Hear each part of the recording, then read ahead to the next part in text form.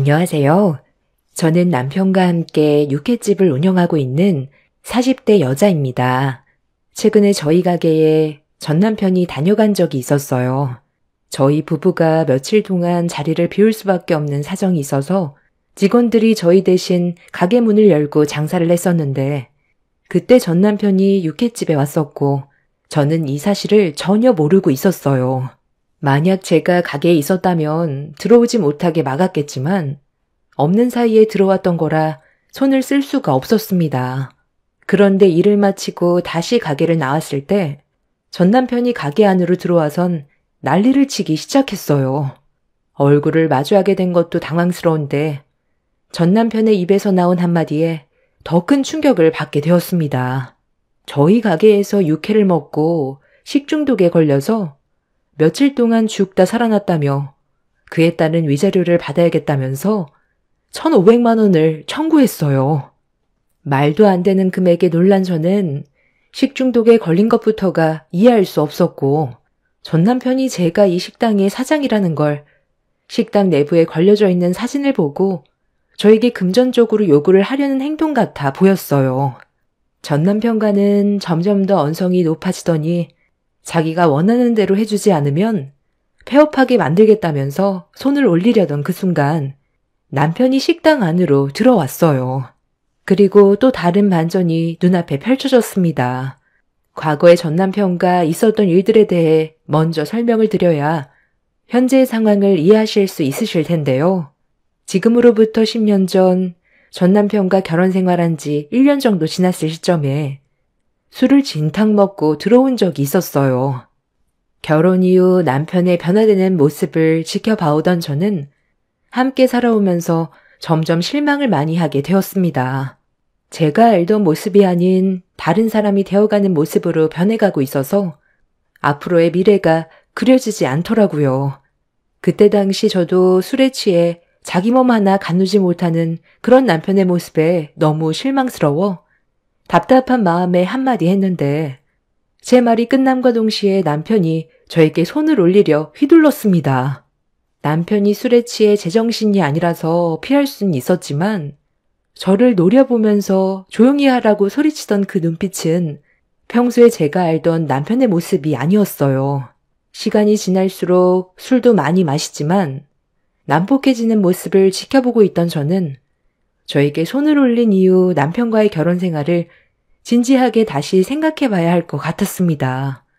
아무리 정신을 못 차릴 정도로 술을 먹었다 해도 아내에게 손을 올렸다는 건 확실하게 잘못된 행동이었기 때문에 고치지 못한다면 갈라서기로 결심하게 되었죠. 남편은 다음날 출근을 해야 되는데 전날에 먹었던 술 때문에 흔들어 깨워도 정신을 차리지 못했어요. 저도 출근을 해야 돼서 남편을 계속 깨웠지만 일어나지 못하길래 실망스러운 모습에 짜증이 확 밀려온 저는 찬물을 냅다 들이부으려 했는데 남편의 핸드폰으로 전화가 왔어요. 번호를 확인해보니 사장님으로 저장이 되어 있길래 일단 받게 되었죠. 안 팀장, 지금 몇 시인 줄 알아? 어디쯤 왔어? 거의 다 온 거야? 아, 왜 말이 없어?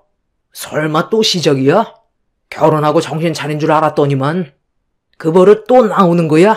나니가 불쌍해서 계속 데리고 있었지만 책임감 없이 다닌다면 나도 월급 주는 게 아까워서 더는 안 팀장과 함께 할 수가 없겠네. 저 사장님, 정말 죄송합니다. 저도 계속 깨우고 있긴 한데 어제 술을 많이 마셨는지 정신을 못 차리고 있는 중이라 깨어나는 대로 회사로 바로 보낼게요. 재수씨? 제가 이런 말씀 드리는 게 좀 그렇긴 하지만 안 팀장 그놈 재수씨 만나고 나서 사람이 달라질 줄 알았거든요. 그런데 재벌은 난 못 준다고. 결혼한 지 얼마 되지도 않았는데 너 저런 거 보면 그놈은 그 버릇 절대 못 고쳐요. 재수씨 인생이 불쌍해서 내가 얘기해 주는 건데 더 피해보기 전에 웬만하면 정리하는 게 좋을지도 몰라요. 시간 지나면 정신 차릴 수 있을 거라고 믿고 있다간 시간만 버리고 후회만 오게 될 겁니다. 제가 그놈이 하도 불쌍해서 여태껏 데리고 있었는데 감사하게 생각하기는커녕 내 회사에 피해를 주는 것 보면 걔는 글러먹었어요. 그놈이 얼마나 개차반이었는지 아세요? 술만 먹으면 개가 돼서 물건 때려 부수는 건 기본이고 지나가는 사람과 시비 붙으면 그게 여자라고 해도 주먹부터 올렸어요. 그놈이 언제 또 사고를 칠지 모르기 때문에 재수씨도 조심하는 게 좋을 거예요. 저도 여동생이 있어서 동생 같아서 얘기해 주는 거니까 결혼 생활 진지하게 고민해봐요. 그리고 그놈한테 오늘부로 회사에 안 나와도 된다고 전달해 주세요. 저는 남편이 다니던 회사의 사장님과 통화 후 상당한 충격을 받았어요. 제가 알지 못했던 남편의 과거의 행동을 듣게 되었고 손버릇이 나쁘다는 말을 들었을 때 전날의 남편이 저에게 손을 올리려고 했던 행동이 다시금 떠올랐습니다. 거기에 더해 퇴사 처리까지 되어버렸으니 저도 더 이상은 화를 참지 못하겠더라고요. 그래서 좀 전에 부으려 했던 찬물을 남편의 얼굴을 향해 냅다 뿌려버렸고 찬물을 뒤집어 쓰게 되자 화들짝 놀라 벌떡 일어나더니 저에게 욕을 하며 화를 냈어요. 회사 출근 안 할 거야? 언제까지 퍼질러 자고 있을 건데 자기 몸 하나 가누지 못할 정도로 술에 취해서 회사에까지 피해를 주는 당신의 행동이 얼마나 실망스러웠으면 사장님이 전화하셔서 더는 못 봐주겠다고 퇴사 처리까지 하겠다는 말이 나오겠어. 그리고 술을 먹어도 곱게 먹어야지. 나한테 손까지 올리려 했던 거 기억 안 나? 나 방금 사장님과 통화하면서 당신이 나랑 결혼하기 전에 어떤 삶을 살아왔고 술 먹으면 어떻게 되는지 전부 다 들었거든? 다른 건 몰라도 여자한테 손을 올리려는 건 우리 관계에도 심각하게 고민해볼 문제야. 어제 나한테 손을 올렸던 게 우연이 아니었던 거지? 안 그래? 나도 어제 친구들과 오래간만에 만나서 대화 좀 하다 보니까 술을 좀 과하게 먹긴 했는데 앞으로는 이런 일 없을 거야. 1년간 같이 지내왔으니까 당신이 더 잘 알 거 아니야. 나도 변화되는 모습 보여주려고 정말 많이 노력하고 있는 중이야. 어제 잠깐 실수가 있긴 했지만 그전에는 실수한 적 없었잖아. 사장님한테는 내가 가서 얘기 좀 잘해볼게. 그래도 내가 그 회사에 다닌 지 벌써 7년이나 됐는데 쉽게 퇴사 처리하진 못할 거야. 서둘러 준비해서 나갈게. 사장님이 그럴 필요 없다고 그랬어. 더 이상 봐줄 수 없대. 당신이 일하던 자리 이미 다른 사람이 앉아있나 봐. 그리고 나도 당신에 대해 다시 생각해봐야 되겠어. 아침부터 정말 이럴 거야? 내가 앞으로 잘한다고 하잖아. 이 사장은 내가 이러는 거 한두 번 본 것도 아니면서 오늘따라 왜 이렇게 예민하게 구는 거야? 남편은 회사 일부터 급하게 정리하고 오겠다면서 저녁에 다시 대화하자며 대충 옷을 갈아입은 뒤 서둘러 집을 나섰어요. 저도 그제야 출근을 할 수 있었지만 남편의 모습에 실망을 많이 했던 저는 앞으로의 미래에 대해 고민이 되었어요. 그렇게 힘든 하루의 시간을 끝내고 다시 집으로 돌아왔는데 퇴근하고 들어와야 될 시간이 한참 지났는데도 집에 들어오지 않더라고요. 전화도 해봤지만 받지 않길래 그때부터 또다시 불안해지기 시작했고 늦은 새벽 시간이 되어서야 들어온 남편은 또다시 저에게 실망을 안겨주었습니다. 아침에 심각하게 대화를 했으면 반성이라도 하는 모습을 보여주는 게 맞는 건데 정신을 차리지 못할 정도로 또다시 술을 마시고 들어왔길래 더 이상 믿고 살아갈 수 없다는 걸 확실하게 알 수 있었습니다. 그런데 그날 엄청난 사건이 터지게 되었고 남편은 경찰 조사를 받아야만 했어요. 잘한 것도 하나도 없는 놈이 저를 보자마자 아침에 있었던 일들이 떠올랐는지 저에게 삿대질을 해댔습니다. 너, 내가 어느 정도 맞춰주고 사니까 내가 아주 우스워 보이지? 내가 술 마시는 것까지 눈치를 봐야 돼? 오늘 무슨 일이 있었는지 알아? 내가 회사에 찾아가 사장님한테 좋게 해결하자고 부탁했는데 내 말을 끝까지 안 들어주더라고. 7년을 밑에서 개같이 일해줬는데 술 좀 먹고 늦은 거 가지고 나를 내치고 그 자리에 다른 직원을 앉혀? 이런 상황에 내가 지금 술을 안 먹고 제정신으로 있겠냐고. 하루아침에 실업자가 됐는데 오늘만큼은 당신도 이해해줘야 되는 거 아니야?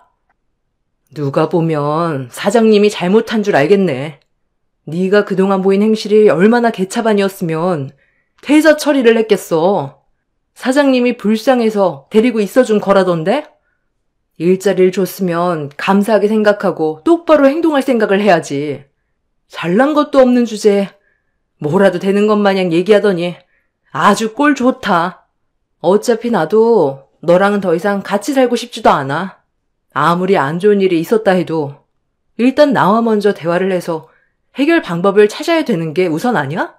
네가 잘못해서 이런 일이 벌어졌으면 정신 차리고 오늘 일을 계기로 앞으로는 이런 실수가 없게끔 행동해야 되는 게 맞는 거 아니냐고. 새벽 4시가 다 되어서 들어온 당신이 너무 실망스럽고 앞으로 함께 살아가야 하는 미래가 그려지지도 않아. 그냥 앞이 캄캄한 암흑 같아. 이렇게 살 바엔 차라리 혼자 사는 게 낫지. 우리 여기까지만 해. 네가 뭔데 그런 결정을 내려? 내가 이혼하고 싶다고 그랬어? 오늘 같은 날은 이해해달라고 했는데 너 지금 내 말 무시하냐? 눈 돌아버리는 거 보고 싶어? 왜? 술도 먹었고 기분도 안 좋은데 내가 심기를 불편하게 만들어서 화가 많이 났어? 그래서 뭐 어떻게 할 건데? 어제처럼 내 얼굴에 또다시 손을 올리려고? 남편은 제 말이 끝나자마자 눈에 보이는 물건들은 죄다 주워들어 조금의 망설임도 없이 저에게 집어 던져버렸어요. 남편의 돌발 행동에 당황해서 급하게 방으로 들어와 문을 잠갔는데 남편은 더욱더 난리를 쳤어요.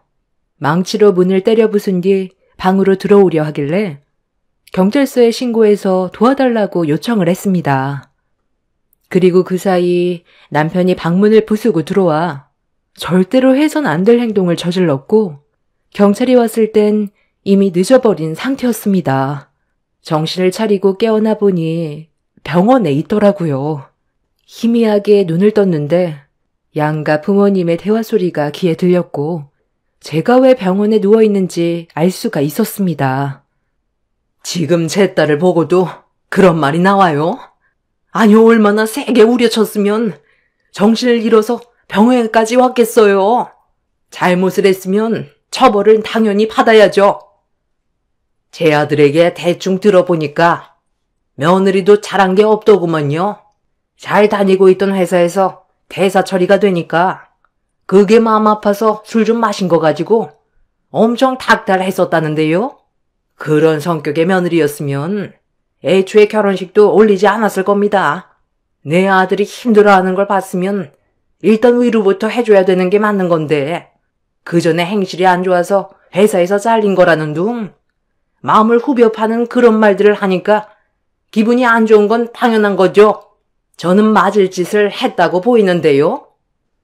내 딸을 데려가기로 했으면 그만큼 책임지는 행동을 보여야 되는데 술 퍼먹고 저지경으로 만들어 놓은 게 당연하다고 생각하는 거예요?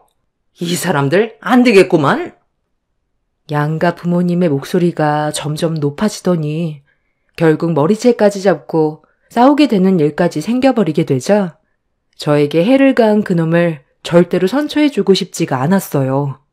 정신을 차린 뒤 그만하라고 힘겹게 목소리를 냈는데 이런 저를 바라보던 시모가 아무렇지도 않은 것 같은데 대충 합의하고 끝내자면서 엄마를 뿌리치고 저에게 다가왔어요. 예, 너한테도 아예 잘못이 없는 건 아니잖아. 내 아들한테 상처되는 말을 했으니까 지금 그 꼴을 당한 건데 왜 내 아들이 처벌을 받아야 하는 거니? 괜히 일 키우지 말고 최대한 좋게 합의 보고 끝내는 걸로 하자. 병원비랑 이혼 위자료 챙겨줄 테니까 이혼 서류에 도장 찍고 조용히 갈라서면 되잖아. 지금 상황 파악이 전혀 안 되나 보네. 당장 무릎 꿇고 용서를 구해도 모자랄 판에 대충 합의 보고 끝내자고? 내가 뭘 잘못했는데? 당신 아들이 나를 속이고 결혼까지 한 건데 뭘 잘못했다는 거야? 술 처먹고 여자에게 손을 올리는 게 맞는 거야? 당신들이야말로 우리 가족을 속이고 그놈과 결혼하게 만든 거 아니야? 여자한테 손버릇이 있다는 걸 알았으면서 이런 사실 숨기고 결혼시킨 거 사기 결혼의 성립이 되는 거 알고 있지? 합의? 웃기지 마. 나는 그 자식 콩밥 먹을 거야. 네가 원하는 대로 될 것 같아? 우리는 변호사 선임 안 하니? 사기 결혼이라고? 우리야말로 사기를 당한 거지. 조신한 척하면서 평생 내 아들과 잘 살겠다고 데려갔으면 잘못을 했어도 이해해줘야 되는 건데 조금의 실수도 용납하지 않고 상황을 더욱더 악화시켜서 경찰 조사까지 받게 됐는데 우리가 가해자라고? 네가 애초부터 그런 모습을 보이지 않았다면 내 아들 너한테 주지도 않았어. 너 지금 병원에 입원한 것도 꾀병 아니야? 일부러 이런 식으로 접근해서 돈 뜯어갈 생각 아니냐고? 지금 환자인 내 딸한테 뭐라고 그러는 거야? 이 사람이 달린 입이라고 말을 막 하네. 우리는 절대로 합의 같은 거 없고 무조건 법적 대응할 거니까 당장 나가. 엄마가 시모를 가로막은 뒤 당장 병실에서 나가라고 소리를 지르자 시모는 엄마를 밀친 뒤 저에게 가까이 다가와 얼굴을 들이밀면서 삿대질을 해댔어요. 합의하지 않으면 가만두지 않겠다면서 무서운 눈빛으로 저에게 협박하길래 삿대질하는 손가락을 콱 깨물어 버렸습니다. 시모는 저보고 개가 됐다면서 저에게 물린 손가락을 빼내기 위해 발버둥쳤지만 그럴 때마다 더 세게 물어버렸어요. 저희 가족을 무시하는 것도 참을 수 없었지만 그 인간 때문에 제가 병원에 입원을 했는데도 저에게 조금이라도 미안한 마음이 없었다는 거에 화가 나 시모의 손가락을 물고 놔주지 않았습니다. 그렇게 병실에서 한바탕 난리가 나자 간호사들까지 모여서 시모와 저를 겨우 떼어놓을 수 있었고 시모는 손을 움켜쥐며 병실을 뒹굴었어요. 아쉽게도 약간의 상처만 났을 뿐 크게 다치지는 않았습니다. 결국 그날 이후 저는 남편을 상대로 소송을 제기했고 법정에선 당연히 제 손을 들어주었습니다. 그리고 그 사람이 저에게 손을 올린 행동에 대해서는 징역 1년 6개월형을 받았습니다. 이혼을 하게 되면서 정신적인 고통에 대한 위자료도 받았지만 그건 저에게 크게 위로가 되지 않았어요. 그 사람 때문에 저희 가족은 한동안 힘든 시간을 보내왔었고 징역 1년 6개월이 너무 적게만 느껴졌습니다. 그 사람과의 사이에 애가 없다는 게 다행이긴 했지만 그 사람과 함께 살아온 시간이 너무 아까웠어요. 2번 다시 똑같은 실수를 반복하고 싶지 않았고 몇 년의 시간이 흐른 뒤 다른 사람과 인연을 맺게 됐을 땐 더 신중해질 수밖에 없었습니다. 그리고 과거의 아픔을 전부 잊게 해준 한 사람을 만나 다시 한번 결혼 생활을 하게 되었습니다. 과거에 잠깐 스쳐 지나갔던 그 사람과는 하늘과 땅 차이였어요. 저에게 정말 잘해주었고 하루하루가 너무 소중할 만큼 저에게는 매일이 행복한 시간이었습니다. 그렇게 아이까지 둘 낳아 열심히 살아가고 있었는데 전 남편과 이혼한 지 10년의 시간이 지나고 또다시 얼굴을 마주하게 될 거라곤 전혀 상상조차 하지 못했어요. 한국 땅덩어리가 좁다곤 하지만 그래도 이 많은 인구 속에서 또다시 마주치게 될 거라곤 전혀 예상하지 못했던 순간이었죠. 그것도 하필 저희 부부가 식당을 비운 사이 전 남편이 왔던 거였고 저희 가족 사진이 카운터에 걸려 있는 걸 보고 다시 한번 찾아와 행패를 부리기 시작했습니다. 앞서 설명드렸지만 저는 남편과 육회집을 운영하고 있어요. 한자리에서 그래도 꽤 오랜 시간 장사했고 어느 정도 자리도 잡아 적지 않은 손님들이 찾아주셨어요. 누구나 힘든 시간들은 있지만 그래도 자리가 잡히니 저희 가족 부족함 없이 먹고 살 수 있을 정도의 매출을 올릴 수가 있었는데 전 남편이 저희 부부가 없을 때 육회를 먹고 돌아간 뒤 식중독에 걸렸다며 1,500만 원의 위자료를 청구했을 땐 너무 어이가 없고 기가 막혔습니다. 육회집이다 보니까 위생 관련해서는 철저했는데 식중독에 걸렸다는 말을 처음 들었을 땐 당황할 수밖에 없었어요. 문제는 전 남편이 육회를 먹었을 때 다른 손님들도 상당히 많이 다녀갔었는데 조금도 몸에 문제가 생겼다는 연락은 받아본 적도 없었습니다. 누가 봐도 전 남편이 제가 육회집을 운영하고 있고 장사가 어느 정도 잘 되는 걸 보고 돈을 뜯어내려고 계획한 걸로 보였어요. 그럼 지금 내가 거짓말을 한다는 거야? 내가 먹은 것만 문제가 됐겠지. 소주 한 잔 생각나서 오래간만에 육회집에 들렀는데 네가 사장이었냐? 너 때문에 내가 1년 6개월 징역살이 한 걸 생각하면 아직까지 화가 치밀어 오르는데 내 성격 모르는 거 아니지? 그때 여기서 육회 먹은 것 말곤 아무것도 먹은 게 없었다고. 식중독 때문에 며칠간 고생해서 내가 얼마나 힘들었는지 알아? 1,500만 원도 싸게 해준 거야. 앞으로 여기에서 장사 못하게 깽판 한번 쳐볼까? 내가 입 한번 놀리는 순간 여기 식당은 폐업이야. 좋게 말할 때 내가 청구한 위자료 당장 토해내. 장사 그만하기 싫으면 순순히 내놓는 게 좋을 거야. 네 놈은 그때나 지금이나 달라진 게 아무것도 없구나. 그래도 징역 살다 오면 정신 차리고 살 줄 알았는데 다른 가게에서도 이런 식으로 돈 뜯어먹고 살고 있었냐? 너한테는 땡전 한 푼 줄 수 없고 위자료를 받고 싶으면 우리 식당에서 먹은 육회가 문제가 있었다는 걸 확실하게 증명해서 다시 찾아와. 그럼 그때 다시 생각해 볼게. 이딴 의료 내역서 가지고 찾아오면 너한테 뭐라도 떨어질 줄 알았냐? 어느 누가 정신 나갔다고 1,500만 원을 위자료로 줘. 영업방해로 신고하기 전에 그만 나가지. 말로 해선 안 되겠구만. 너 오늘 장사 다 한 줄 알아? 원하는 조건 맞춰주지 않으면 너희 가게 망하게 한다고 내가 분명 얘기했을 텐데. 전 남편은 제 얼굴을 청구서로 후려친 뒤 더 이상 장사하지 못하게 만들 거라면서 홀에 있는 테이블과 의자들 전부를 다 때려 부수기 시작했어요. 10년 전보다 지금 이 상태가 훨씬 더 심각해 보였습니다. 이미 전 남편은 알코올 중독에 빠져 있는지 10년 전보다 얼굴 상태도 안 좋아 보였고 옷차림 또한 지저분한 게 언제 씻었는지 모를 정도로 위생 또한 상당히 안 좋아 보였어요. 분노를 제어하지 못하는 모습이 식당 CCTV에 전부 녹화가 되고 있는 줄도 모르고 식당 내부를 전부 다 때려 부쉈습니다. 저는 직원에게 경찰서에 신고해달라고 부탁했고 전 남편의 행동을 지켜보고만 있었습니다. 경찰이 오기 전까지 상대하고 싶지도 않았어요.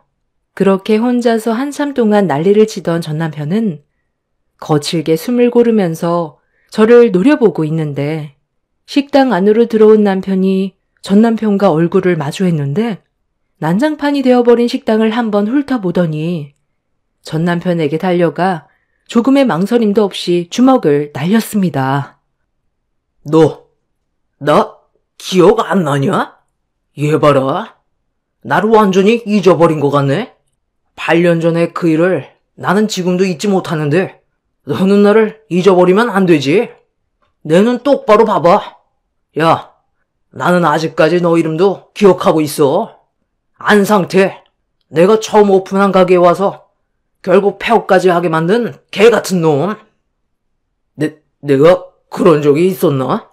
나는 오늘 그쪽을 처음 보는데 나 때문에 폐업이 되거나 장사가 안 된 식당들이 한두 개가 아니라서 나는 네가 누군지 모르겠다.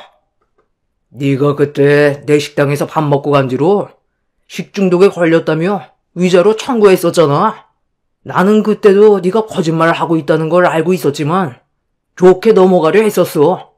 병원에서 식중독에 걸렸다는 진단서를 떼오라고 했는데도 행설수설하면서 무조건 돈부터 요구하길래 그냥 내쫓아버렸는데 그날이 있고 난 이후 내 식당에서 밥을 먹으면 식중독에 걸린다는 소문이 퍼졌고 동네 카페에까지 안 좋게 소문이 퍼지면서 내 식당엔 위기가 찾아와 거짓 소문이라고 해명글까지 올리며 노력을 했지만 한번 생긴 불씨는 결국 폐업까지 가게 만들었어. 나는 그때 우리 가게에서 음식을 먹고 복통 유발되었다는 진단서에 적혀있는 이름 석자 안상태를 지금까지 기억하고 있었는데 너는 내 인생을 망쳐놓고 잊어버리고 살고 있었냐? 너 오늘 잘 걸렸다. 남편의 과거에 대해 그날 처음 들었는데 전 남편과 지금 현재 남편이 과거에 문제가 있었다는 걸 알게 됐을 땐 저 또한 상당히 큰 충격으로 다가왔었어요.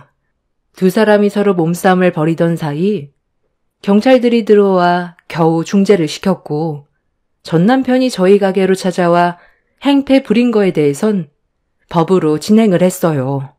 전 남편에 대해 경찰 조사를 하면서 알게 된 건 저희 식당 말고도 다른 식당에서도 비슷한 사건으로 피해를 보게 된 사람들이 꽤 많았었고 이런 사실을 알게 된 남편은 피해봤던 식당 사장님들을 한데 모아 집단 소송을 진행했습니다.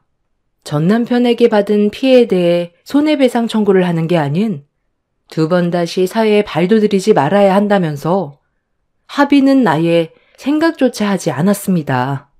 집단 소송을 받게 된 전 남편은 징역살이는 하고 싶지 않았는지 다음부터는 정신 차리고 똑바로 된 인생을 살아가겠다고 반성하는 모습을 보여줬지만 그것 또한 가식인 걸 저는 알고 있었습니다. 남편과 다른 사장님들 또한 조금의 선처도 없이 합의는 하지 않았고 결국 전 남편은 이 문제로 2년 동안 징역살이를 다시 하게 되었네요. 법적 소송을 진행하면서 알게 된 건 전 시부는 현재 요양원에서 보살핌을 받고 계시고 전 시모는 암으로 돌아가셨다는 걸 들을 수 있었습니다. 그리고 지금까지 전 남편은 제대로 된 직장도 없이 일당직으로 건설 현장을 전전하면서 하루살이 인생을 살아가고 있었다는 것도 알 수 있었네요. 만약 제가 이 사람과 결혼 생활을 계속 유지했더라면 저 또한 지금의 행복을 누리지 못하고 있었을 겁니다. 사람을 잘못 만나면 한순간에 인생을 종친다더니 그 말이 맞는 것 같아요. 다시 한번 징역을 살고 나온다 해도 그놈이 10년 전이나 지금이나 달라질 건 없겠지만 그래도 다음에 나올 땐 정신 좀 차렸으면 좋겠어요. 인생에 하나뿐인 배필을 만들 땐 신중하게 결정하시길 바랍니다. 한 번의 잘못된 선택이 남은 인생을 무너뜨리게 할 수 있다는 걸 제 사연을 통해 많은 분들이 느끼셨으면 좋겠습니다. 추운 날씨 건강 유의하세요. 제 사연 들어주셔서 감사합니다. 안녕하세요.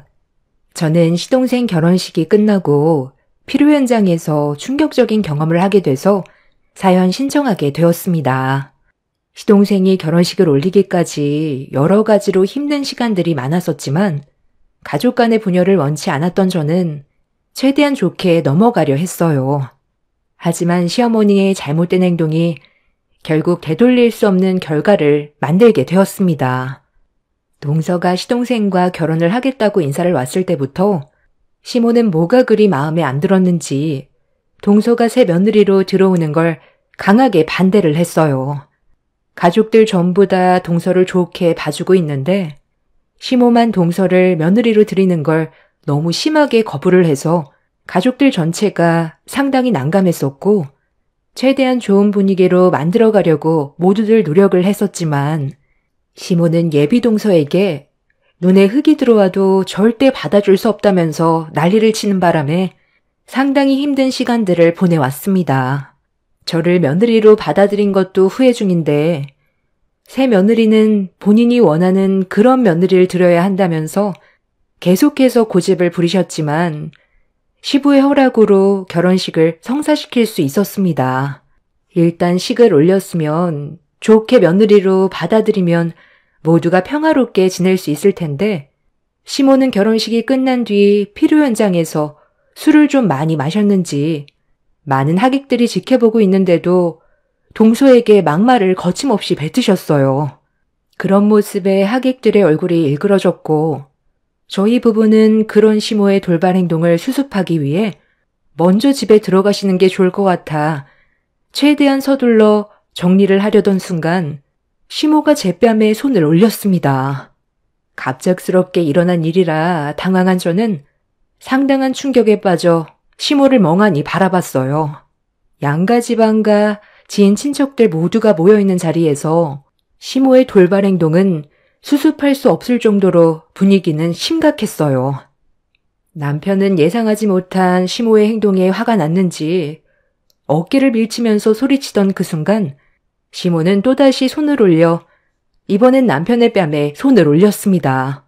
가족들 전체가 난리치는 시모를 말렸는데 그런 모습을 동선의 가족들이 전부 다 지켜보곤 동서에게 결혼한 거에 대해 후회하지 않냐면서 늦지 않았으니 지금이라도 접어도 상관없다면서 시모의 행동에 상당한 충격에 빠져 있으셨어요. 제가 동선의 부모였다면 당연히 똑같은 말을 했을 것 같습니다.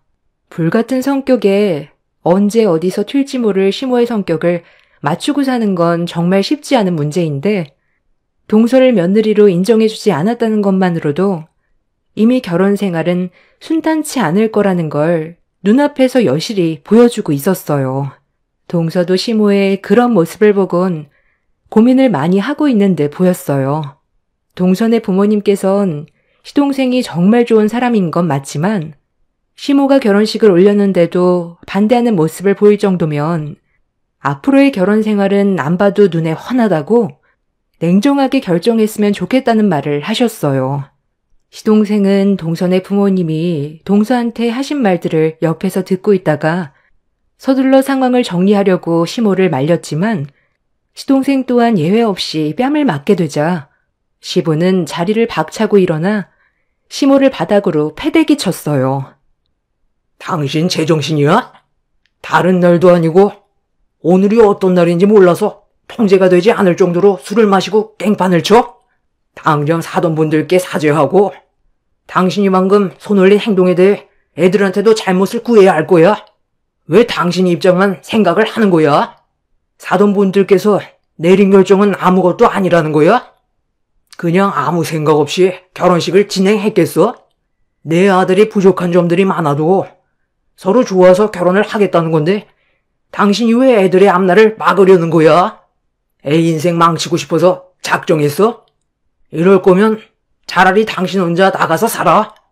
가족 모두가 애들의 결혼을 축하해주고 있는데 당신 때문에 좋은 날을 망쳐야 되겠어?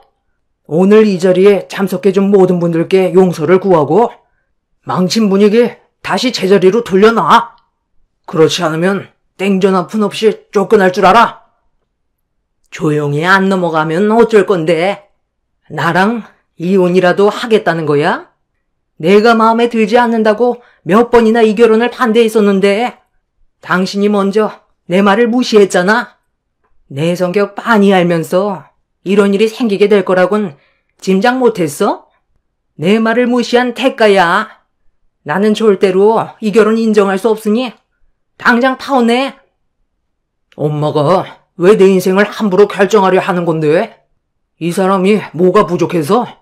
내가 능력이 좋은 것도 아닌데 이 사람이 나랑 결혼해 주는 것만도 감사하게 생각해야 한다고. 결혼하려고 인사하러 갔을 때부터 반대한다고 난리쳤어도 결혼식만큼은 조용히 지나갈 줄 알았는데 그냥 오늘 이 시간 이후로 엄마 얼굴 안 보고 사는 게 좋겠어. 이 사람과 행복하게 살 자신이 있어서 신중하게 결정을 내린 건데 나한테 평생 씻지 못할 상처를 줘서 감사하네요. 뭐야? 내가 너를 어떻게 키웠는데 감히 얼굴을 안 보고 살겠다고? 저딴 계집애 때문에 엄마를 버리겠다는 거야? 너를 어떻게 키웠는데 엄마를 버릴 수 있어? 나 같아도 도련님과 같은 결정을 내렸을 것 같아요. 오늘은 평생 기억에 남을 중요한 결혼식이었어요. 많은 사람들의 축복을 받으면서 잘 진행이 되어가고 있는 결혼식을 망쳐놨는데 어머님 얼굴이 보고 싶겠어요?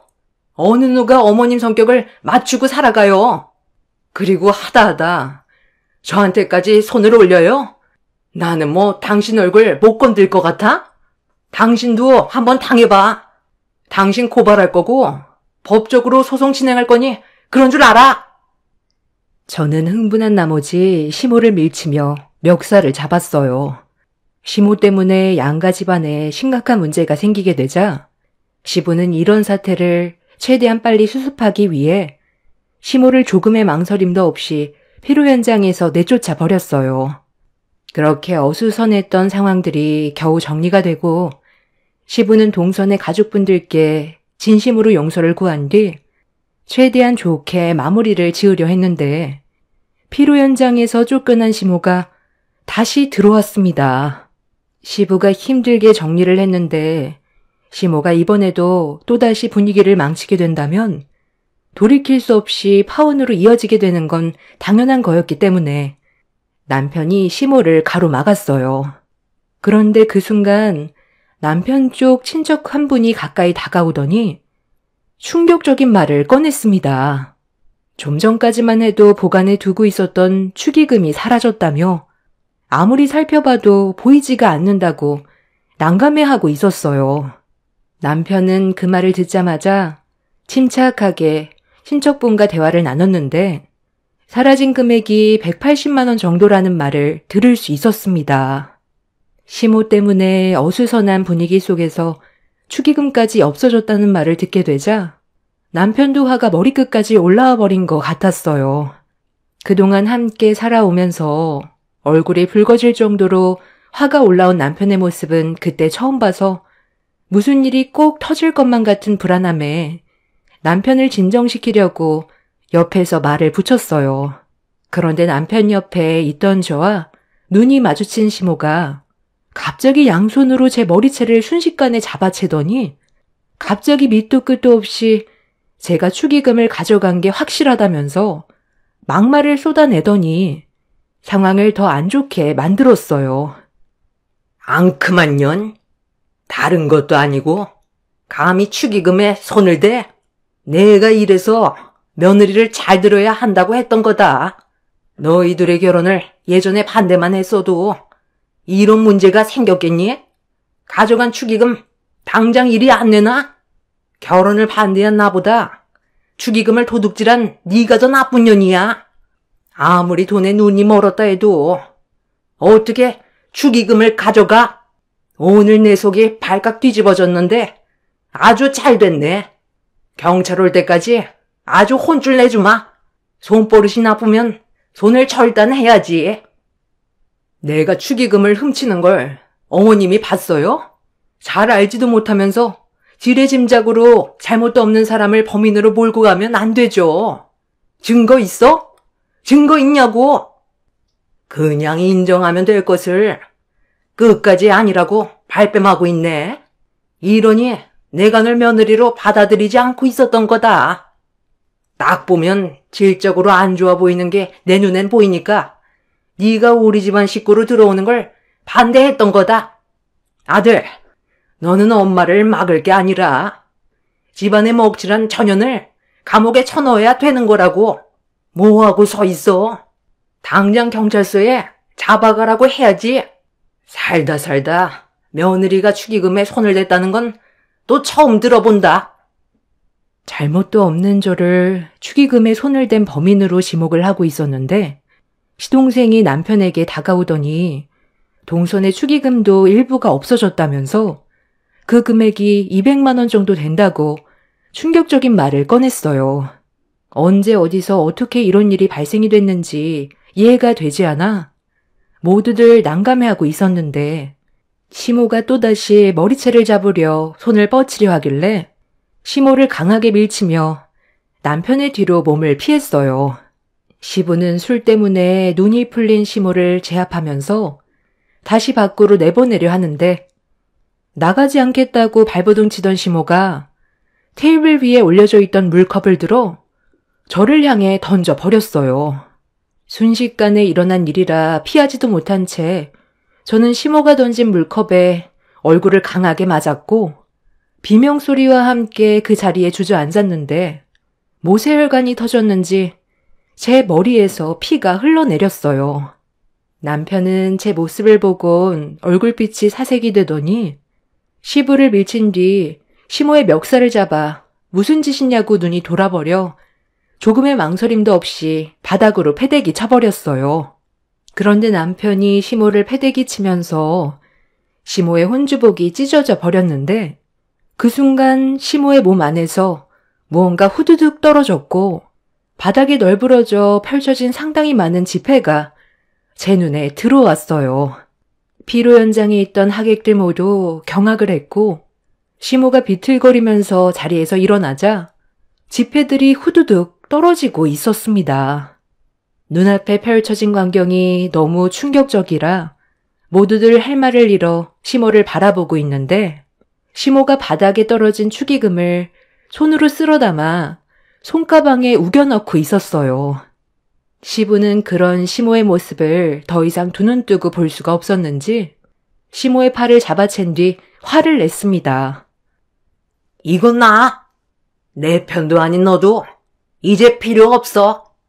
내가 힘들게 키운 아들이 나를 버리고 전윤한테 가겠다는데 이 정도는 가져가는 건 당연한 건데 왜 내 팔을 잡아? 예, 네가 내 아들 데리고 갔으니까 너 이름으로 들어온 축의금도 내가 어느 정도 가져가도 상관없잖아. 얼마 되지도 않는 걸로 일을 크게 만들 거니? 우리가 눈 감고 지나가는 것도 한계가 있는 거지. 이런 집안에 내 딸을 넘길 순 없습니다. 원하는 게 파혼이면 그렇게 해드릴 테니 제 딸 이름으로 들어온 축의금 당장 내놓고 그쪽 때문에 파혼하게 된 거니 위자료나 준비하세요. 대가 아드님은 마음에 들어서 저희가 결혼 허락한 줄 아세요? 내 딸이 능력 좋은 남자 만나서 편하게 살길 원하지. 나도 댁 같은 집안의 아들 한 트럭을 갖다 줘도 이 결혼 반대네요. 이런 집안에서 결혼 생활하게 하는 것보단 서둘러 파혼하는 게 내 딸의 인생을 구하는 길이겠네요. 자네는 더 이상 내 딸에게 미련 두지 말게. 파혼할 거고 우리 집안이 손해본 부분에 대해선 위자료 청구할 테니 그런 줄 알게. 결국 내 인생을 성두리째 망쳐놔야 직성이 풀리세요? 엄마 진짜 미쳤어요? 내가 진짜 미치는 걸 보고 싶어서 그래요? 두 번 다시 내 앞에 나타나지 마요. 평생 내 얼굴 볼 생각 하지 마세요. 늙어 세상 떠날 때까지 후회만 하다가 병 걸려 괴롭게 떠나버리라고요. 나도 그동안 당신 성격 맞추면서 사는 거 정말 힘들었는데 이제 더는 안 되겠어. 나는 몰라도 자식들 인생 망치는 꼴은 더는 못 보지. 여기까지 하는 게 맞는 것 같네. 나도 당신 용서 못하니까 짐 챙겨서 나가. 나도 당신이랑 이혼하고 사는 게 속 편하겠어. 저도 마찬가지예요. 어머니가 축의금에 손을 댔으면서 이 사람을 범인으로 모른 것도 모자라 머리채까지 잡는 게 상식적으로 말이 된다고 생각해요? 어머니가 이런 식으로 행동을 해도 저희가 이해해 줄 거라고 생각했어요? 낳아주고 길러주기만 한다고? 부모가 아니에요. 다른 것도 아니고 동생 결혼식 날 이 난리를 치는 사람은 어머니밖에 없을 겁니다. 어디 한번 평생 외롭게 살아보세요. 땅을 치고 눈물을 쏟아내도 저는 절대로 받아주지 않을 겁니다. 내가 뭘 어쨌길래? 너희들이 내 말을 무시했으니까 이런 일이 생긴 거잖아. 나는 투명 인간이냐? 너희 아버지가 결혼 허락하면 끝인 거야? 내 기준에 마음에 들지 않는다고 분명 얘기했는데도 너희들은 내 말을 듣지도 않은 채 결혼을 강행했잖아. 둘 다 내 속을 뒤집어 놓으니까 이런 문제가 생긴 거지. 도대체 당신이 원하는 며느리감은 뭔데요? 엄청난 재벌의 여자가 며느리로 들어와야 되는 거야? 당신 집안 수준도 생각을 해야지. 그리고 어느 누가 당신 같은 성격을 맞추면서 며느리 생활할 수 있을 것 같아? 나니까 이 정도 맞추면서 살았던 거라고. 당신 같은 인간은 어머니 대접해줄 필요도 없어. 그동안 참고 지내왔던 건 그래도 이 사람의 어머니라서 그런 거지. 남이었으면 국물도 없었어. 당신 내 얼굴에 상처 낸 거 뼈저리게 후회하게 될 거야. 아주 깜빵에서 썩어봐야 정신 차리지? 시모는 제 말이 끝나기가 무섭게 저에게 달려들었고 이판사판이라고 쑥대밭이 되어버린 마당에 더 이상 참지 않아도 된다고 판단한 저도 시모에게 달려들었어요. 피로 현장은 난리가 났고 경찰들이 뒤늦게 들어와 상황을 정리하고 나서야 모든 게 끝이 나게 되었습니다.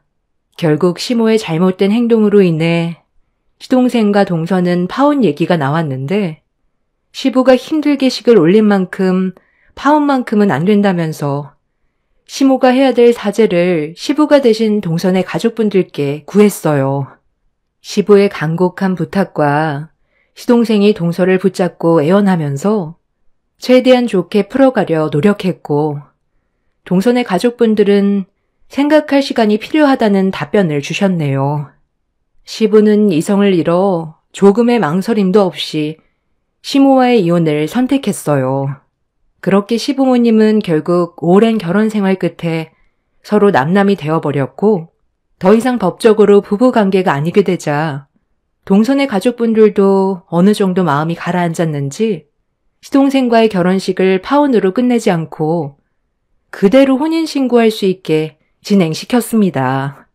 그렇게 둘은 힘들게 법적인 부부로 이어지게 되었지만 결혼식에 있었던 일들은 평생 안 좋은 기억으로 남아버렸을 겁니다. 저는 시모를 상대로 법적 소송을 제기해 제가 받은 피해에 대해 위자료를 받아냈지만 그걸로는 상처받은 제 마음이 풀리지는 않았어요. 그래도 더 이상 고약한 시모의 얼굴을 안 봐도 돼서 그걸로 위안 삼으며 남편과 함께 서로 의지하며 지내오고 있었습니다.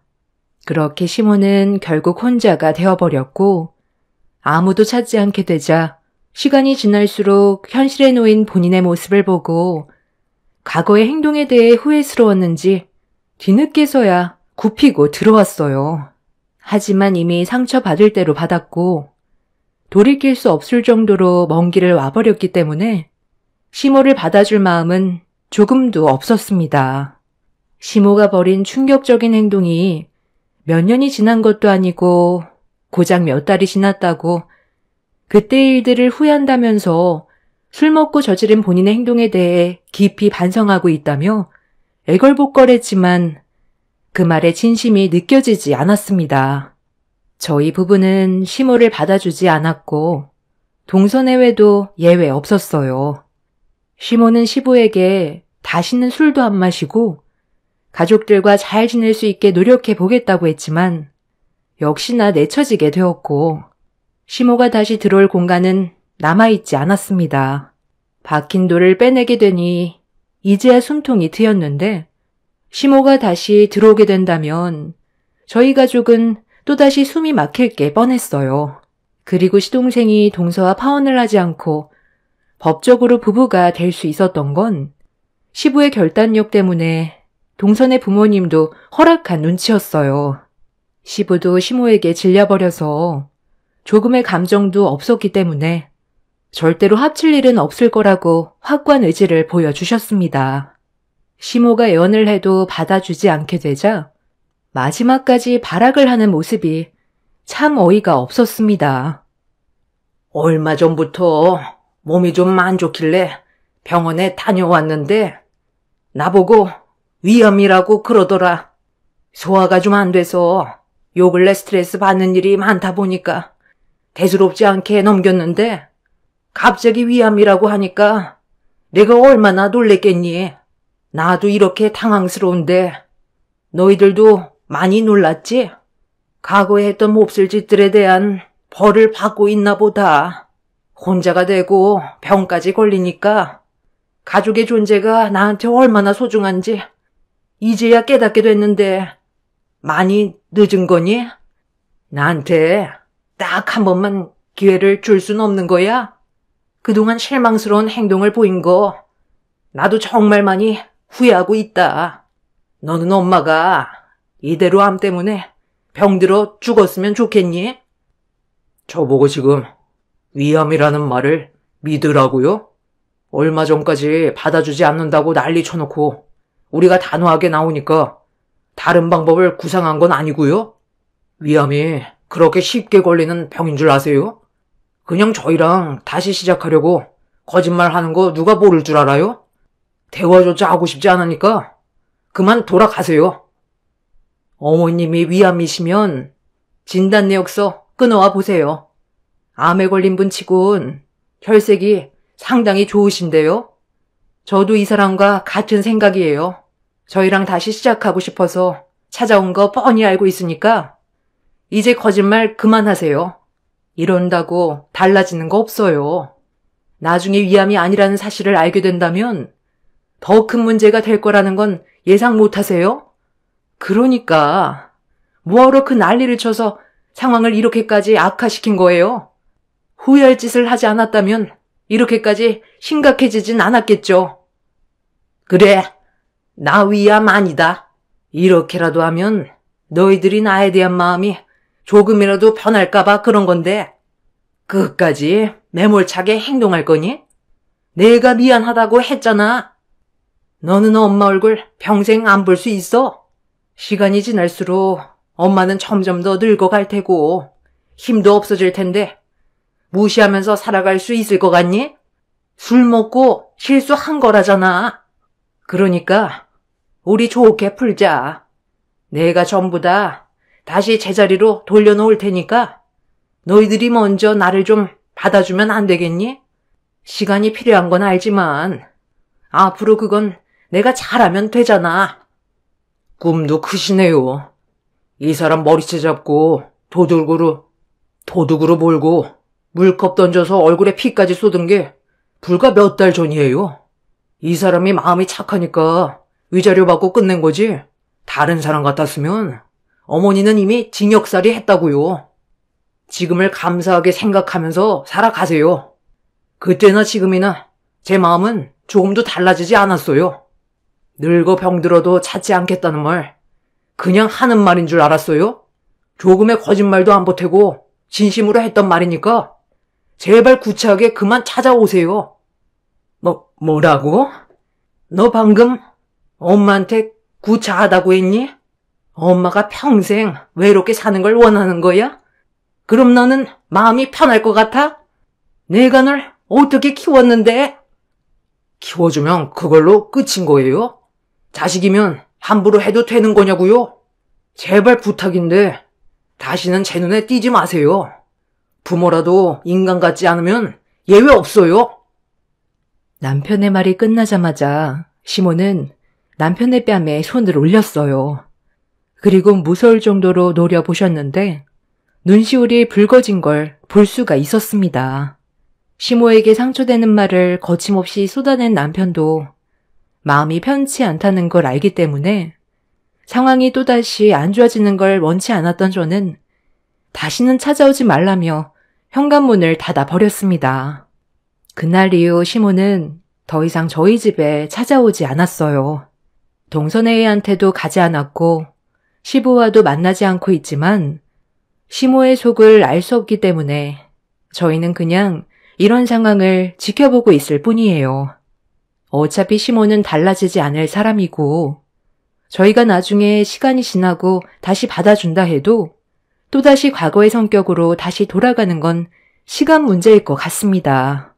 시모가 없는 지금의 삶이 훨씬 더 심적으로 편하다는 걸 가족 모두가 알고 있는데 이미 끝난 관계인 시모를 다시 받아줄 필요는 없다고 생각해요. 지금은 어느 정도 기력이 있어서 불같은 성격을 가지고 있지만 나중에 나이 먹고 거동조차 힘들 때 가족의 도움이 필요한 시점에 과거의 행동을 돌아보며 땅을 칠 겁니다. 나이를 먹어갈수록 가족이 얼마나 소중한지 깨닫게 된다는데 시모는 끝까지 저희 부부에게 위암이라고 거짓말까지 한 걸 보면 아직 정신 차리기에는 시간이 많이 필요해 보이네요. 이 세상 사람들이 본인의 삶에 만족하면서 살아가는 사람이 과연 몇이나 되겠어요. 서로 최대한 맞춰가면서 살아가는 거고 현실에 최선을 다하는 것뿐인데 시모는 자기 자신의 기분대로 상대방이 맞춰가야 한다고 생각하고 고집을 부려서 이런 결과를 가져오게 만들었습니다. 얼마 전에 온 가족이 시댁에 모인 적이 있었는데 시부의 안색이 상당히 좋아지셨더라고요. 그만큼 상대방이 끼치는 영향이 얼마나 많은 비중을 차지하는지 알 수 있었습니다. 서로 조금씩 배려하고 맞춰나간다면 행복한 가정을 충분히 꾸려나갈 수 있는데 시모는 그걸 못해서 내쳐지게 된 게 참 안타깝기만 합니다. 안 좋았던 그날의 기억은 지워지지 않겠지만 앞으로 남은 인생의 앞날엔 좋은 기억만 만들어 가고 싶네요. 제 사연을 들어주셔서 감사합니다. 안녕하세요. 저는 얼마 전에 예비신랑과 파혼을 하게 된 30대 여자입니다. 결혼을 앞두고 이런 문제가 생겼다는 게 참 안타깝긴 하지만 그래도 결혼을 하기 전에 그 사람들에 대해 미리 알게 돼서 천만다행이라고 생각합니다. 예비신랑과 2년 만났었는데요. 서로 일이 바빠서 거의 주말에만 보다 보니 싸우는 일은 거의 없었고 좋은 관계 유지하면서 지내왔었어요. 그러다 보니 서로 좀 더 애틋한 감정이 생기면서 자연스럽게 결혼 얘기까지 나오게 되었습니다. 2년의 시간 동안 서로를 충분히 알아갔다고 생각했어요. 그래서 결혼 얘기가 나왔을 때도 큰 거부감 없이 대화가 잘 통했고 양가 집안에 인사를 드리는 것부터 계획을 세우게 되었습니다. 저희 부모님께서는 일정이 많이 바쁘셔서 우선적으로 예비신랑 부모님을 먼저 찾아뵙기로 결정을 내리게 되었어요. 그런데 큰 무리 없이 결혼을 허락받을 수 있을 줄 알았던 제 생각과 다르게 예비시댁에서 전혀 예상 못한 전개를 맞닥뜨렸어요. 평범한 집안인 줄 알았는데 처음 느껴보는 사람들의 성격이 저를 당황스럽게 만들었습니다. 먼저 현관문을 열고 예비시댁에 들어가자마자 시부가 저를 반겨주셨는데 예비시부의 한마디가 저를 당황스럽게 만들었어요. 보통은 초면에 가볍게 인사를 주고받는 게 보편적인데 예비시부는 저를 위아래로 훑어보시더라고요. 저를 바라보는 시선이 상당히 불편했었고 음흉한 눈빛은 온몸에 소름이 돋을 만큼 기분이 안 좋았습니다. 그렇게 1차적으로 시부와 인사를 나눈 뒤 구두를 벗고 거실로 들어가자 예비신우가 저를 반겨주더라고요. 그런데 예비신우의 첫마디를 듣는 순간 경악을 했고 제 두기를 의심할 정도로 또 한 번 충격을 받았습니다. 우리 엄마는 골반 큰 여자를 좋아하는데 오빠가 데려온 이분은 골반이 너무 작다. 솔직히 좀 실망스러운데? 오빠가 눈이 이 정도로 낮을 줄 몰랐어. 야, 오늘 처음 인사 오는 자리인데 말 좀 가려서 하지. 내가 항상 얘기했지. 여자는 입이 이뻐야 된다고 했는데 너는 입만 열면 싸구려냐? 아니, 내가 뭐 어때서. 요즘 내 또래 다들 그래. 가식적인 모습 정말 싫어하거든. 뭐든 솔직한 게 좋은 거지. 그래야 본인도 뭐가 문제인지 아는 거잖아. 그건 너 생각이지. 생각 없이 뱉은 한마디에 상대방은 상처를 받을 수 있다는 거 몰라? 내가 봤을 때 너는 평생 결혼을 못할 것 같다. 너 같은 성격 누가 받아주겠냐? 지금부터 입도 뻥끗하지 말고 그냥 가만히 있어. 오늘 우리 집에 온 손님이야. 쓸데없이 한마디만 더 하면 가만 안 둔다. 예비신우의 입은 상당히 거침이 없었어요. 생각하고 있는 걸 필터링하지 않고 그냥 입 밖으로 뱉었습니다. 살면서 처음 본 성격이라 많이 당황스러웠었죠. 그런데 예비시부와 신우는 약과였어요. 예비시모가 주방에서 앞치마를 두르고 걸어 나오는 순간 경악을 금치 못했습니다. 저에게 앞치마를 던지면서 뒤집게도 건네주더라고요. 얼떨결에 받았는데 예비시모가 저에게 건넨 한마디는 요리를 못하면 결혼을 허락해 줄 수 없다면서 당장 주방으로 따라 들어오라면서 먼저 들어가시더라고요.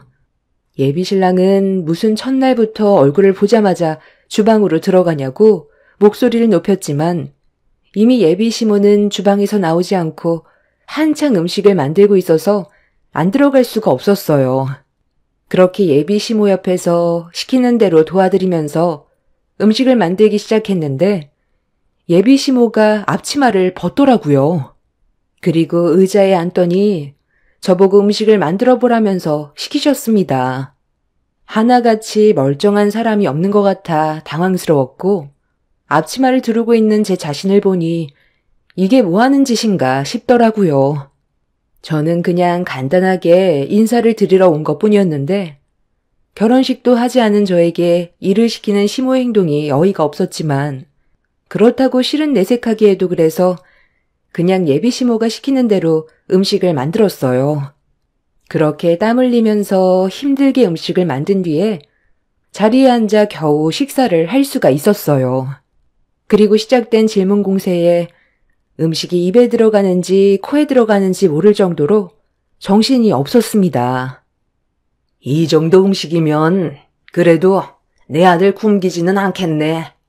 그런데 내가 듣기론 사업을 한다고 들었는데 돈벌이가 꽤 된다면서 요즘도 내 일이 그렇게 잘 되나? 아유, 말도 마. 손님이 줄지어 들어온다던데? 나도 조만간 가서 관리 좀 받아야 되겠다. 그렇게 해도 되는 거죠. 오늘 인사 온 거 우리 오빠랑 결혼하려고 온 거면 이제부터 식구나 다름없는 거지. 안 그래요? 우리 엄마는 좋겠네. 그래도 매번 관리받을 수 있잖아. 내일이 은근 비싸다니까. 오빠랑 결혼하면 새언니한테 용돈도 받을 수 있는 건가? 밥부터 좀 먹으면 안 될까? 오늘 다들 왜 그래? 가볍게 인사만 하려고 온 건데 왜 이렇게 부담을 줘요? 엄마 때문에 이러다 결혼도 못하겠어. 나도 며느리 덕 좀 봐야지. 남자들도 관리받으러 자주 오나? 나도 이참에 며느리한테 관리 좀 받아볼까? 용돈도 좀 받고 그래야 살맛나지 않겠어? 예비시댁에 인사를 오자마자 남자친구와 결혼하고 싶은 생각이 싹 사라져 버렸어요. 제가 네일숍을 운영하고 있긴 하지만 손님이 그렇게 많은 것도 아닌데 남자친구가 너무 과장되게 얘기를 해놓은 상태였어요. 예비시댁에 들어오면서부터 계속 난감한 상황만 발생이 되고 있어서 기분이 상당히 안 좋았어요. 처음에는 그래도 웃으려고도 했었는데 예비시댁이 손님을 대하는 행동이 상식 이하인 것 같아 표정 관리가 안 되기 시작했고 더는 있고 싶지도 않았습니다. 그렇게 억지 웃음을 보이면서 시간을 보낸 뒤 겨우 인사를 드리고 빠져나올 수 있었는데 저를 집에까지 바래다 주겠다고 따라 나온 예비신랑과 현관문을 나서자마자 곧장 공원으로 향했어요. 이 문제에 심각하게 대화를 해야만 되는 상황이었습니다. 예비신랑은 제가 어떤 감정 상태였는지 전혀 눈치를 못 채고 있었어요. 아까 우리 집에서 화난 거 있었어?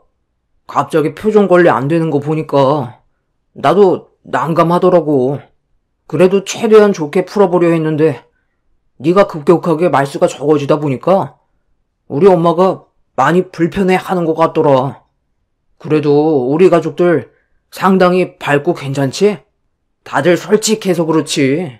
성격은 정말 좋아. 너는 분위기 파악이 전혀 안 돼?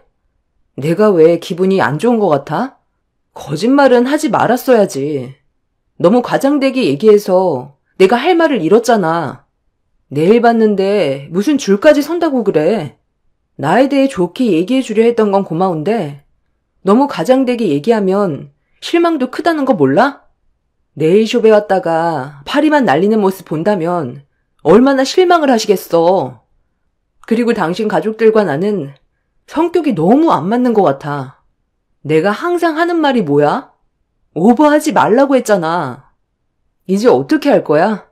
당신 가족들 전부 내가 일하는 곳으로 온다잖아. 가볍게 인사하러 왔다가 상처만 받고 돌아가는 것 같아. 나 솔직히 이번에 당신 가족들 보고 결혼에 대해 다시 생각해 보려고. 나는 차분하고 상식이 통하는 집안 사람들과 결혼하고 싶지. 좀 전에처럼 상대방에 대한 배려도 없이 말 함부로 하는 거 너무 서운했어. 우리 관계 다시 진지하게 생각해보자. 나 지금 너무 놀라서 진정 좀 시켜야 할 것 같으니까 그만 집으로 돌아가. 나중에 전화할게. 우리 집안 그렇게 특이하지 않아. 순수해서 말을 걸러서 하지 못하는 것뿐이지. 너한테 나쁜 감정 전혀 없으니까 일단 진정하고 기분 좀 가라앉혀. 아무리 좋게 생각해 보려 해도 납득이 되지 않았어요. 예비신랑은 자기 가족을 안 좋게 바라보는 게 싫었는지 애써 포장을 하려 했지만 제 기분이 달라지는 건 없었어요. 그날 이후 결혼에 대해 다시 고민을 하게 되면서부터 예비신랑에 대한 마음도 변화되기 시작했습니다. 제가 예전과는 다른 모습을 보이자 예비 신랑은 결혼을 하지 못할까봐 걱정스러웠는지 보통은 주말에만 만났는데 평일에도 늦은 시간에 네일숍에 찾아왔어요. 최대한 분위기를 반전시켜 제 기분을 풀어주려고 많은 노력을 기울였습니다. 예비 신랑에 대한 감정이 완전히 접힌 건 아니었기 때문에 저에게 지속적인 모습을 보여주면서 조금씩 안 좋았던 감정이 풀리기 시작했어요. 그렇게 어느 정도 화가 가라앉게 되자 다시 진지하게 대화를 이어나갔고 앞으로 어떻게 시댁 식구들을 대할지 고민을 털어놨어요. 예비 신랑은 자기가 알아서 다 한다고 저보곤 전혀 신경 쓰지 말라고 얘기했지만 분명 똑같은 일이 반복이 될 게 뻔해 보였어요. 예비 신랑이 시댁 식구들의 문제점에 대해 설명한다고 해서 달라질 것 같지는 않았어요. 그래서 이런 문제에 대해 친정엄마와 진지하게 대화를 해봤는데 엄마도 예비 신랑을 한번 보고 싶다며 조만간 시간을 잡을 테니 그때 얼굴 보면서 밥이나 한 끼 하자고 하길래 부모님께서 저녁에 시간이 되는 날로 일정을 잡게 되었습니다. 예비 신랑은 저희 부모님께 인사드릴 날만 손꼽아 기다렸다면서 한껏 기대에 부풀었어요. 비록 예비 시댁 식구들이 마음에 들진 않았지만 그래도 예비 신랑만큼은 저와 꽤 오래 만나왔었고 서로 마음이 맞는 걸 확인했었기 때문에 예비 신랑 하나 보고 결혼할지도 고민을 했었어요. 시댁 식구들이야 제가 서로 어느 정도 노력하면 정리가 될 것 같았는데 저녁 약속을 잡게 되었던 날 예비 신랑을 데리고 저희 집으로 가기 위해 골목으로 들어선 순간 예비 남편의 얼굴 표정이 일그러지기 시작했어요. 왜 그래? 무슨 문제 있어? 뭔가 상당히 불편해 보이는데? 이런 골목을 별로 안 좋아하는 거야? 좀만 더 들어가면 우리 집이야. 근처에서만 헤어져서 우리 집 앞에까지 오는 건 이번이 처음이지? 저기 보이는 집이 우리 집이야. 좀 낡긴 했는데 그래도 겉만 그렇지 집안은 깨끗해. 서둘러 들어가자. 잠깐만. 저 집이 네가 살고 있는 집이라고? 살짝만 건드려도 곧 무너질 것 같은 저런 집에 어떻게 사람이 살 수가 있어? 여기 동네 전부 다 낡아 빠졌잖아. 여기 어렸을 적부터 살았던 동네인데 사람들도 좋고 조용해서 살만해. 내가 이런 곳에서 살아서 좀 그래? 창피한 거야?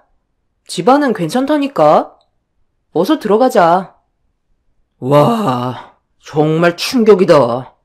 입고 있는 건 어느 정도 잘 사는 집안에 걸친 옷이면서 사는 건 저런 데서 살아? 솔직히 너무 충격인데?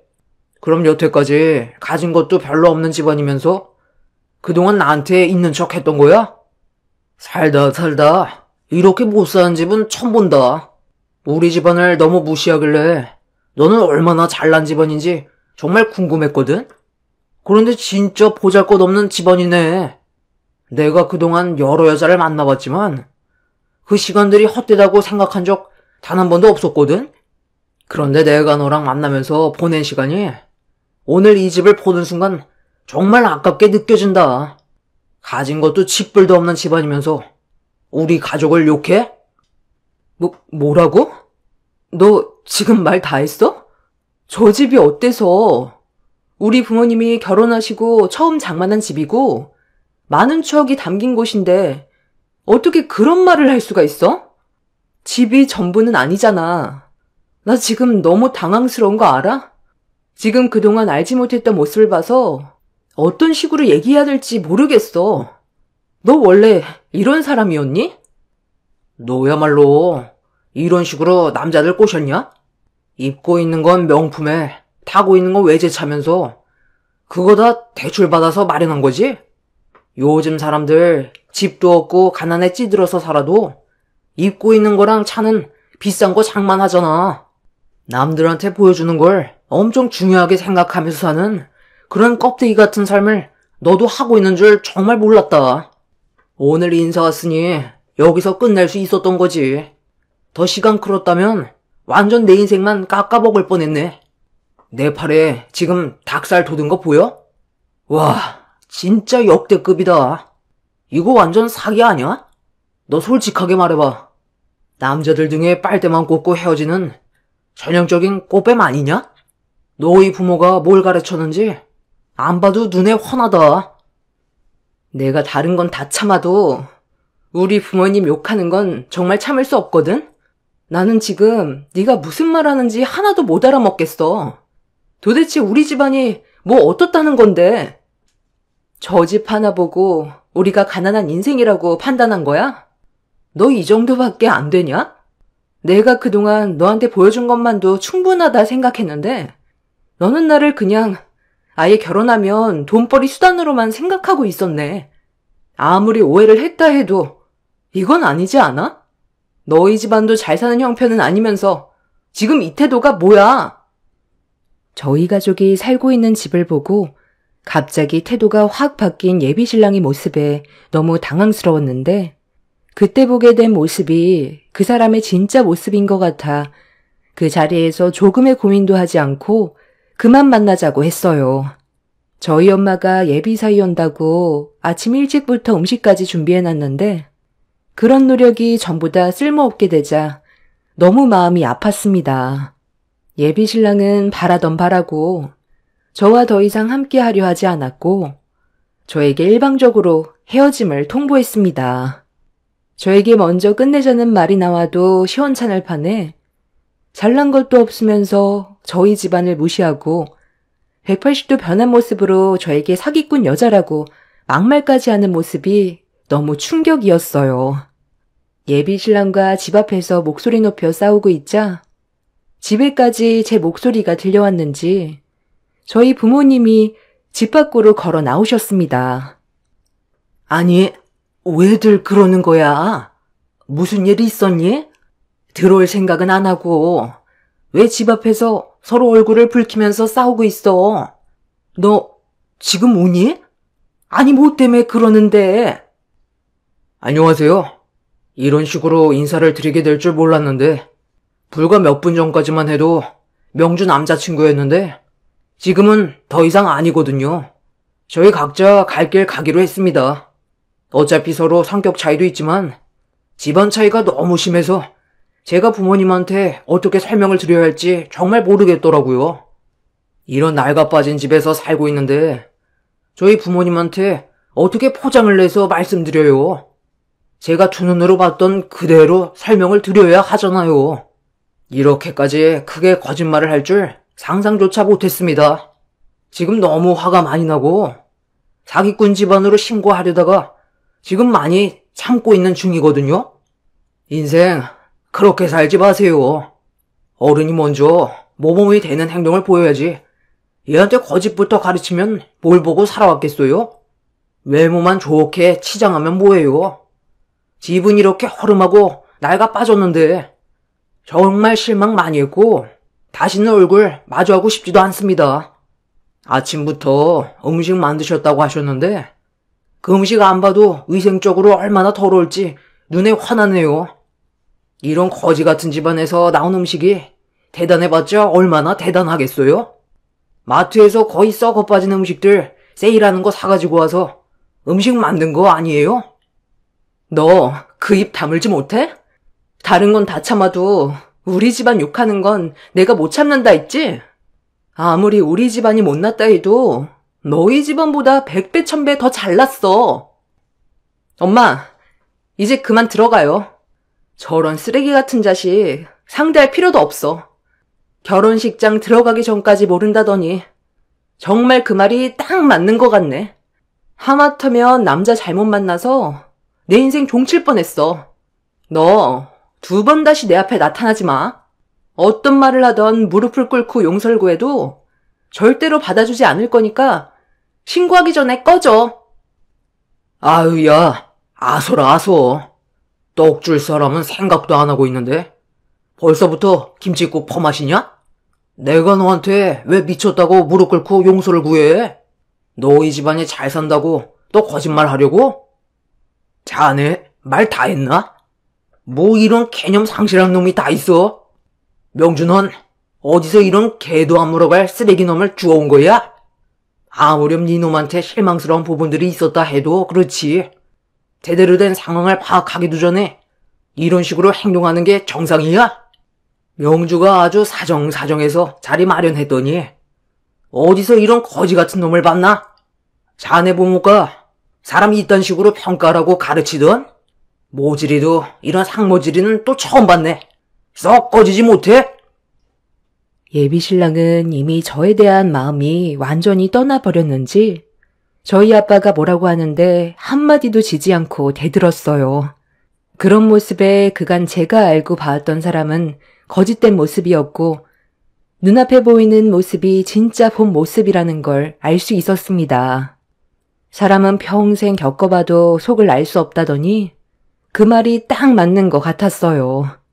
더는 상대하고 싶지 않아 부모님을 집 안으로 모신 뒤 예비신랑 앞으로 다가가 뺨에 손을 올려버렸습니다. 그리고 2번 다시 만나지 말자고 했어요.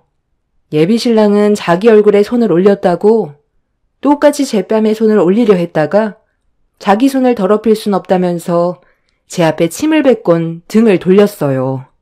그런데 엄마가 화가 많이 났는지 다시 밖으로 나오시더니 한쪽 손에 서류 하나를 들고 나왔습니다.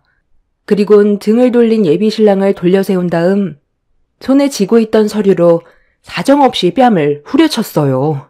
예비신랑은 저희 엄마한테 서류로 뺨을 맞자마자 바락바락 소리치며 엄마 손에 쥐어져 있던 서류를 뺏어들면서 그 서류를 확인하더니 약간 당황한 얼굴로 저희 엄마를 쳐다봤어요.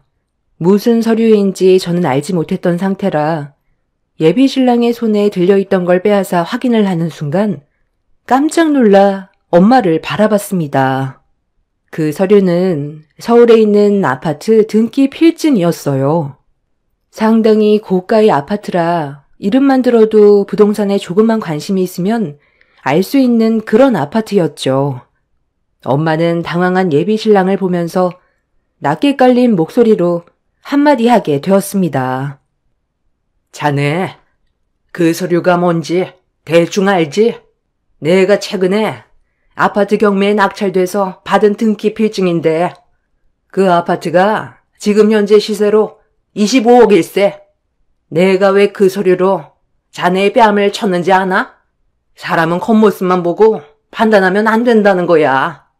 눈앞에 보이는 게 전부가 아니라는 말일세. 그리고 우리 집에 인사 오려 있으면 최소한의 예의는 갖춰야지. 둘이서 만난 시간도 꽤 된다면서 어떻게 이런 식으로 내 딸에게 상처를 줄 수가 있나? 자네가 어떤 사람인지 나도 충분히 알게 돼서 내 딸의 인생을 망치지 않은 것만도 다행으로 생각해야지 어쩌겠나. 신혼집으로 마련해주려고 준비해 놓은 거였는데 뭐 어쩔 수 없지. 앞으로 인생 그렇게 살지 말고 항상 겸손하게 살도록 하게. 명주야, 너도 이제 사람 보는 눈 좀 키워라. 적어도 사람과 동물은 구별할 줄 알아야지. 어머니, 잠시만요. 그 서류 정말 진짜예요? 아니, 서울에서도 알아주는 아파트를 경매로 구매할 정도면 재력이 상당하시다는 건데 왜 이런 거지 같은 집에서 살아요? 그러니까 제가 오해를 하게 된 거잖아요. 이런 상황을 만든 건 아버님 어머님한테도 책임이 있는 거죠. 저한테만 문제가 있는 거라 볼 수 없죠. 자네 지금 이 집이 30년이나 돼서 나이가 빠져 보이니까 우리 집안을 가난한 집안으로 봤지? 여기 동네가 앞으로 어떻게 바뀔지는 생각해봤나? 자네는 아직 세상을 보는 눈과 귀가 어둡구만. 여기 재개발 지역으로 확정 발표됐다는 뉴스도 못 봤나? 겉으로 보는 게 나이가 빠져 보여도 지금 이 집이 자네 집보다 훨씬 비싼 값으로 책정되어 있고 이 집은 우리 가족이 30년간 함께 살아온 추억이었던 돈으로도 바꿀 수 없는 귀중한 보물일세. 엄마의 말이 끝난 뒤 저희 가족은 집으로 들어왔어요. 예비신랑은 엄청난 충격을 받았는지 한참 동안 집 앞에서 떠나지 않고 있었습니다. 그리고 이런 문제가 생기게 된 이후 예비 시부모님이 남자친구한테 어떤 일이 있었는지 전부 다 듣게 되었는지 저희 집을 찾아왔어요. 어느 정도 예상은 하고 있었지만 예비 시부모님은 남자친구가 많은 실수를 했다면서 다시 좋게 풀어가려고 노력했지만 저희 부모님과 저는 이미 많은 상처를 받아주지 않았습니다. 예비 시모는 자기 아들이 한 행동에 대해 많이 뉘우치고 있다면서 한 번만 살려달라고 싹싹 빌었지만 저희 부모님은 조금의 망설임도 없이 문을 닫아버렸습니다. 저에게 파혼을 외친 그놈과 정말 파혼을 하게 되었고 더 이상은 엮이지 않았습니다. 그날 정말 많은 걸 배우게 됐고 인생 경험을 한 것 같아요. 사람은 보이는 겉모습만 보고 판단을 하면 안 된다는 걸 다시 한번 깨닫게 되었고 저도 앞으로 살아가면서 상대방을 함부로 판단하고 생각하지 않겠다고 다짐하게 되었습니다. 인생은 평생 배움의 연속이라더니 정말 그런 것 같아요. 이번 일을 통해 많은 생각을 가지게 되었거든요. 남자친구였던 그놈은 아직까지 저에게 미련이 남았는지 제가 운영하고 있는 네일숍에 몇 번이나 찾아와서 관계 회복을 하려고 노력하길래 냉동실에 있는 얼음 한 바가지 퍼서 얼굴에 냅다 뿌리며 내쫓았어요. 제 사연을 들어주신 분들께서도 사람을 볼 때 겉모습만 보고 판단하지 않으셨으면 좋겠어요. 상대방이 자신보다 더 뛰어난 사람일 수도 있고 차후의 상황이 역전될 수도 있으니 항상 겸손한 게 제일인 것 같아요. 즐거운 주말 가족분들과 좋은 추억 많이 만드시길 바랍니다.